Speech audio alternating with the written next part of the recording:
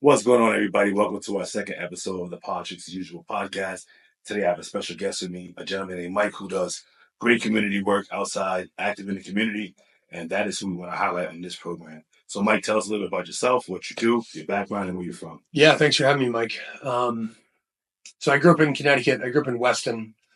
And probably the best thing that happened to me when I was younger was my dad, who grew up on the south side of Chicago, hunted down the Sheehan Center in Bridgeport. And I started playing there, playing basketball there at probably the age of 7. And that really shaped who I was and got me to see outside of the bubble of the suburbs.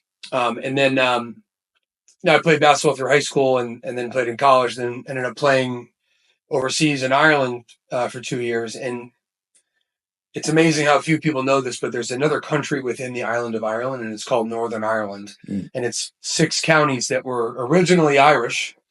And then the British came in 800 years ago and took all of Ireland, took control of it. Wow. And then through years of rebellion and war, the Irish took back the land except for these remaining 6 counties. So I lived there, so it was called a conflict zone. And that's where I was playing semi-pro basketball. So it was really an eye-opener because I had perspective from playing in Bridgeport, but living in Weston on what these Protestant and Catholic people were thinking about each other, I guess. But they wouldn't interact. So today, as we sit here, 95% of the school systems now in Northern Ireland are segregated based on Protestant and Catholic lines. Oh, wow. Everyone's white. Everyone speaks English. Everyone allegedly believes in Christ. So there's no religious conflict. Well, originally it was a religious conflict, Protestant Catholic, but it was more about the British wanting that land. Wow. And they don't do anything together. And I was able somehow, with a lot of help from God and a lot of people, to put together a basketball team of Protestant and Catholic boys. It would be like doing it in Alabama in 1950, black and white. Wow. That's how the whole thing started, why I'm painting courts, and it's just been a wild journey. Oh, wow. Yeah. See, so I didn't even know that, right? Yeah. This is our first time actually really talking and conversing, because we did the work together, but we never sat and got to know each other. Right. So that's awesome. So you're familiar with obviously these issues, like these systemic issues or segregation, things like that. And that's kind of what has pushed you into this purpose of redoing a course. But I know you've done courts all over this country. What was the first court that you helped rebuild?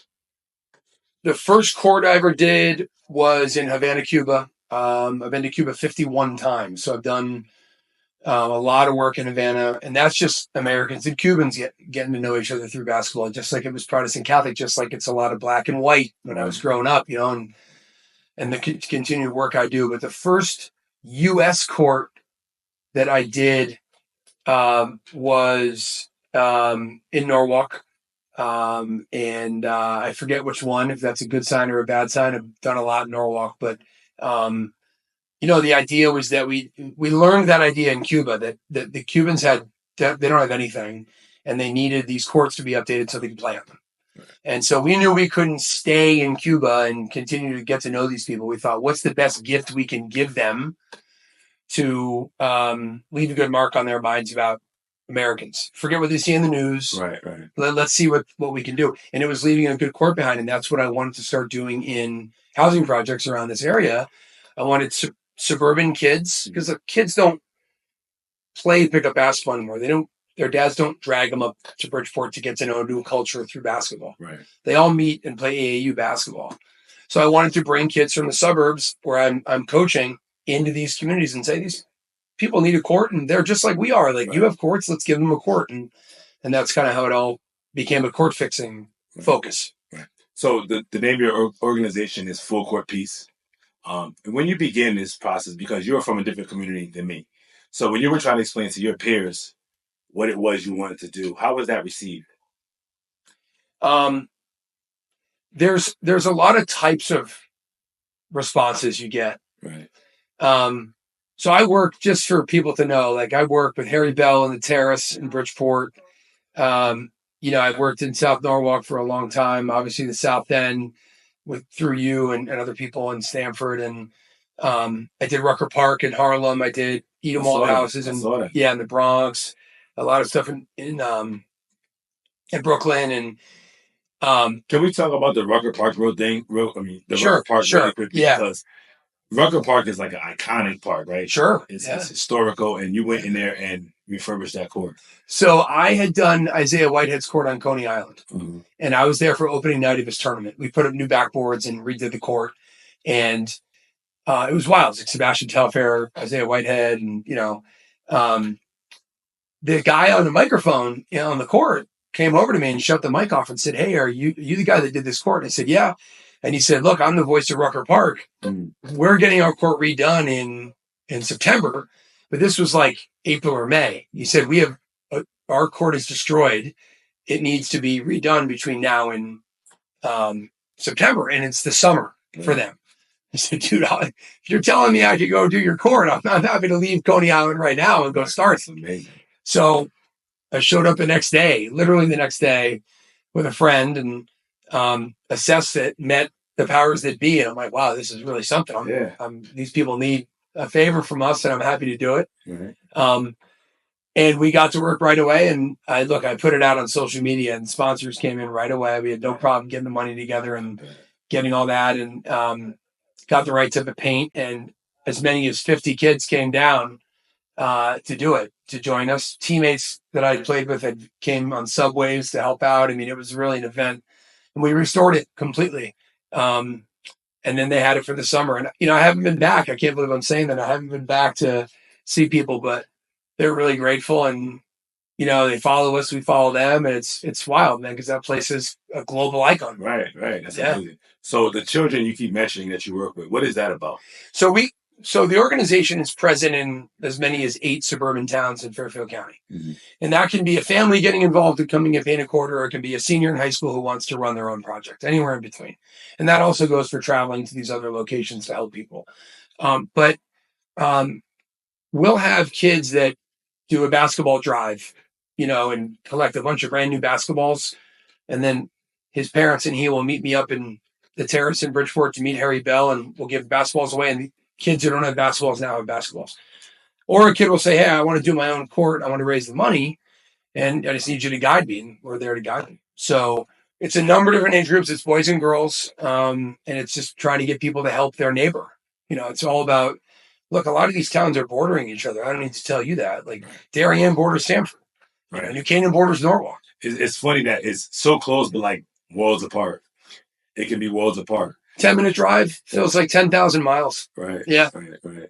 So I think that's a very interesting component of this, though, because like you're doing the work in these hoods for real, but you're bringing all these suburban kids from like St. Luke's and showing them just a different, way of life, and I think they get a better understanding of like who we are, and they get to know us better, and when they might not necessarily have the opportunity to do so outside of you. I don't know where they would get the opportunity with the way we have things set up. Right. If you do it in school, they feel forced. Right. To do it. I thought, I remember in Weston, I grew up, we had Pen Pal Project with kids at a school in Bridgeport, and we'd write to each other. And then we all met at the museum on exit 46, like the children's museum. You met the person you were writing to. So wait. So your school had a Pen Pal Project with another school in Bridgeport. Right. And you guys would write each other. And then one day you all met. Yeah. That's pretty cool. The meeting part was the best part. That's pretty cool. Yeah. Cool. Like I knew about him. I still remember his face. I don't remember his name. And it wasn't awkward. Like, how else do you break down these barriers? Right. And sitting here and meeting, right? Like, I met you digitally first. Right? Through other contacts. Correct. And then we met in person, and we had already kind of greased the skids. We're like, we want to get this court done. Right. And now here we are. I mean, it just doesn't happen. I think you're right. Like the way you worded it. Would they otherwise have a chance to interact with people who they don't look like or have a different world from? I don't know. I mean, not social media doesn't count at all. And I think that what that does is really, it gives them a first person's view of what a reality. It's very easy to be jaded with your opinion by watching the news, or if you just sit back and you hear people speak about anybody. You know what I mean? Even in my community, if we sat back and just let people talk about your community, white community, they have all these misconceptions and all these things they believe. But when they come and meet you, it's like totally different. So what you're doing is amazing in itself. just for giving them that opportunity to see something different. I think that in itself is great. Yeah, I wish that, it's so funny. Kids from both communities and all the communities in between, however you want to rank them or put them or label them, are plagued by addiction to technology. Mm-hmm. And kids aren't coming out. I got to force them to come out to paint courts. You got to force them to come out and play pickup basketball. Mm-hmm. The magical thing about getting them out, getting their phone down, and having them paint, hopefully with someone who they normally wouldn't meet, is conversation. Like, they're going to talk to each other. And it's going to happen one pairing at a time. It's not going to happen overnight.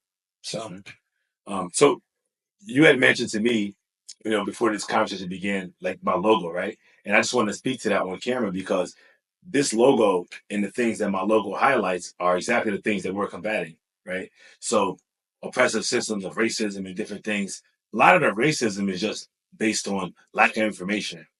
So the fact that you and I are having this conversation again is addressing and knocking down some of these walls and these barriers. And that's the goal of this whole program, is to inform people, to highlight people who are doing the work, but to also just show people that it's just we're all one big thing here, man. We all have the same mission, no matter what our skin color is.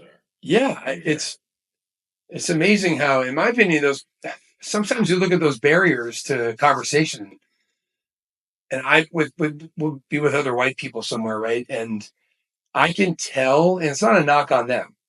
This isn't a knock on them. It's like, if you're a white guy and you haven't had a lot of experience in working in a Black community, those people, if I'm around them and I see someone who I know who's a Black guy, there's a discomfort because of lack of experience. Right.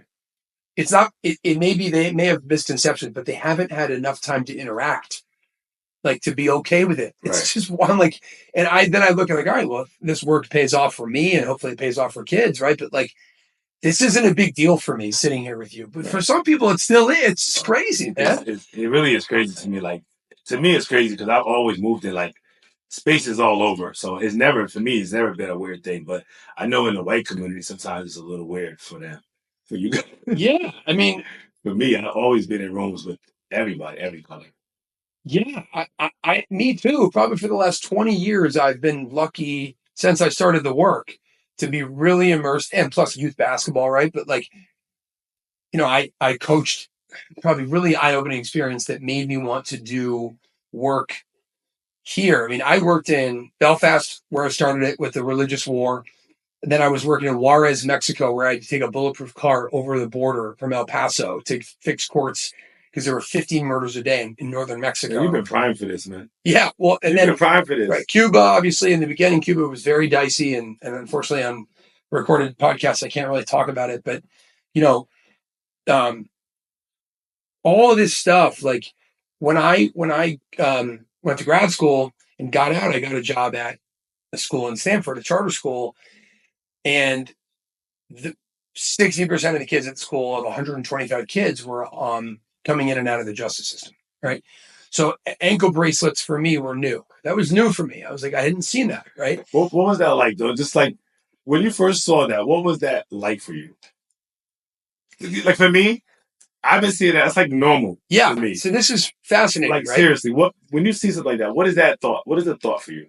There's so many. Right. This is when you see someone with an ankle bracelet on, it's all about there's some shock, because if you don't know the person and their story, and there's no sense of compassion, right, as I have never spoken to them, it's really hard to not judge. Right. Okay. Mm-hmm. Then the second thought, if I can really dig down, is like, wow, like, that's a really crazy system we have. Like, they're tagging people. Right. Right. And maybe the government says we have precedent because people run from the law. Right. But it's just really shocking, Then 6 months later, when you know the kid, or in my case, he's on your basketball team, mm-hmm. And they have to fit their new, like, I went and bought a kid a pair of sneakers and he couldn't fit over the bracelet. Crazy. It's an insane experience. I mean, all these stories from this particular chapter really made me want to do more in Fairfield County. I was all international. I was doing these crazy ventures out, being followed by people in Cuba. The Juarez thing was complete insanity. And then I had this year at this charter school. Our first game, I had to pull kids out of the Stanford jail and get them to go convince their parents to let them come to play in a game. Instead of going home and being, they had been arrested at school by the police. And then they get out of jail and they're supposed to have their first game that night. Wow. And they're thinking about for 2 or 3 weeks is this game. Right. And then they get served a warrant from before we started practicing. And there's like 3 or 4 of them. And I can't play without these 3 or 4. Right. And I'm 3 or 4 months into the school, so I'm kind of getting used to this situation. But like cops coming into the school to take kids out, I'm like, never going to get used to that. Right. So 3 out of the 4 parents were like, yeah, we shouldn't have him also not go to the game. It might be better for his psyche to go to the game. Right. So we're at halftime, I'm giving kids Band-Aids for the handcuff marks on their wrists from the before. And I'm like, what planet am I on? So then I start to look back at, and we won the game, by the way. And, then I start to look back at my dad pulling me out of Weston to go play in Bridgeport and thinking for the whole time until I had the charter school experience that I sort of got it. I sort of understood because I played AAU basketball before it became what it is now. And you had to play with kids from different backgrounds. You didn't make your own team in your town. Right. And then I had this experience at this charter school. I'm like, I did not know a thing. And the people 5 miles from here know even less than me. Right. They have no idea what's going on in Bridgeport, Norwalk, and Stanford. That's where the kids are from. Right. That's crazy. I didn't even think I was going to get all this out of you today. Why, man? This is what we came to talk about this basketball courts, but like, wow. Well, like, back to that, like you go and fix these courts so that kids from these neighborhoods have a nice place to play. By the way, like bright paint excites people and they go play more. Because I don't know if it's the paint. It is the paint, but I think it's the attention. A lot of people get excited when they see someone's actually paying attention and you come into the community and somebody's pouring into the community because it doesn't happen often. Right. And so paint is like almost representative of something new. Right. So I think, when we did that South End court and I was presenting it to the city, the people were just more excited that someone actually took time to go down there and do that court. For years, people have been complaining, like, we need a court, we need a court, we need a court. But nobody was acting.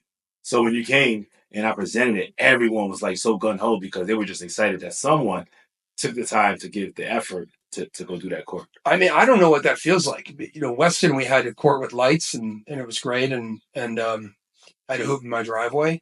And we went to that court before we redid it. And there were 4 hoops. One of them was 10 feet high. One was like 9. One was probably 10 and a half. It was crazy. The courts that were full court were 20 feet wide next to each other with all this leftover asphalt. And City of Stanford lets me do a lot and they're great. But I don't know, like if you're going to put this thing in, to your point, you want the kid down the street who uses it to be like, well, they take care of this place. Right. And I want to take care of it too. And I want to own this space. Right. I couldn't believe that. Hopefully we can get this for B-roll, but like the before and after of those courts is insane. Oh yeah. I'm down. So I don't know if I have as many, but I'm sure you have the before photos. I have some after stuff that a drone shot of the after, but we'll definitely show the before and after because it was dramatic. It was dramatic. It really was. But I have to tell you, it's really hard. I don't want to go off into too much of a tangent, but you'd think that if the phrase "if we build it, they will come" is true. But like all communities, kids aren't really playing outdoors; they're all playing organized whistle, coach, ref basketball. And that's the stuff that costs money, though, too. Like, right? It's like a lot of basketball in this city, like we spoke about earlier, was that we had a lot of courts at a point. We had I know on this side of town, we had 2 or 3 courts that were there that are no longer here. So we had opportunities to play for free. Just wake up, go down the hill, play basketball. But now, if you want to play basketball, you got to pay some type of fee. It feels like everything's been put behind a paywall. And it's excluding a lot of people from taking advantage of that opportunity. The new Wilson ball is over $100. Crazy. If a kid doesn't want to be made fun of for having cheap sneakers, he's in for $150. Crazy. So we're at $250 to play in some scenarios. Right, right. And that's not for everybody. $250 is different in every community. If you want to play on a team, you're in four figures. You're in $1,000. Crazy. And then when you want to go watch your kid play at the tournament charges you a fee to watch your kid play, even though you paid for him to be on the team and the team paid for them to be in the tournament. So, like, how did we get here? Right. Because they're not all good enough to play in these tournaments. Right. They should be out where we just did the court, working on their left hand. Right. So why are we all going to the? I mean, right. It's, but that's something I want to get into is I want to build more outdoor basketball. It may have to be organized to start, but the really interesting question is, can you go back and recreate pickup basketball? Right. Then it's not pickup. Right. It's like playing pickup. I'm seeing apps for pickup basketball now. Like, you'll meet me at this court this time, whatever. I mean, it's still pickup basketball because it's just regular Joes playing basketball. I guess you always knew when you played pickup what time it started, right, who was going. But we didn't get a message. We just went, right. So when you say you want an outdoor court, you're saying build outdoor courts or restore outdoor courts or start a league? Or I don't want to add more courts. I want to take pristine care of South End, for example. Right. I want to do glass backboards. I'll do that in 6 months or 8 months or something like that. But I want that venue to be a place where people go play. It's not ever going to be Rucker Park. Right. But it's close enough to the train. We have a league in Queens that we sponsor. And they're interested in setting teams up. I don't know. I don't want it to just be AAU outdoors. Right. But I'd rather have there be connectivity. We have Puerto Rico, Dominican Republic, and Cuba. I would love it if we could get to the point where kids competed here to then be given the award of going to play in the Caribbean. Right. I think that would be a big difference maker. So you spoke about a tournament that you wanted to put together here in the States and take it abroad. Mm-hmm. So do you want to speak a little bit to that idea and what that is? Yeah, it certainly won't be easy. I think, look, we have 600 players in Cuba playing. It's run by Cubans only. And then we have about 300 in the Dominican Republic. And for people that know the one-armed Dominican kid, Hansel Emmanuel, we found him, and we're currently doing a documentary with him because we found him 4 years before he became who he is. Right. And so with his help, we've been able to build basketball in Santo Domingo.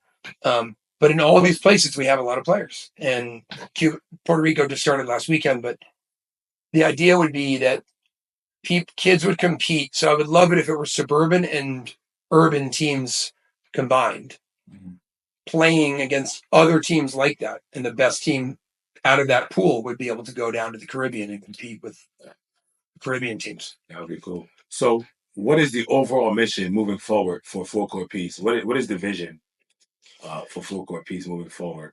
I think we started out as an organization that was bringing people together that were really at odds. I mean, the situation in Ireland is very serious, right? And then going El Paso to Juarez was... You did a court at a reservation, didn't you? I did a lot of courts. I did a lot of courts. Wyoming. Yeah. 85% unemployment.